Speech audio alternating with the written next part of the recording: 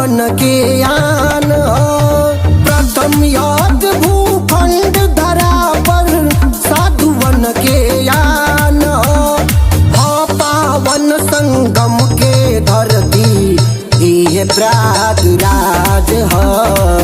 ये प्रयागराज ये प्रयागराज ये प्रयागराज ये प्रयागराज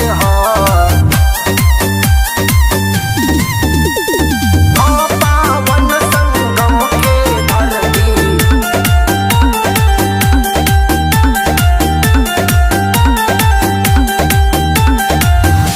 कड़ में भगवान बसेलन पग पग स्वर्ग से लागेला।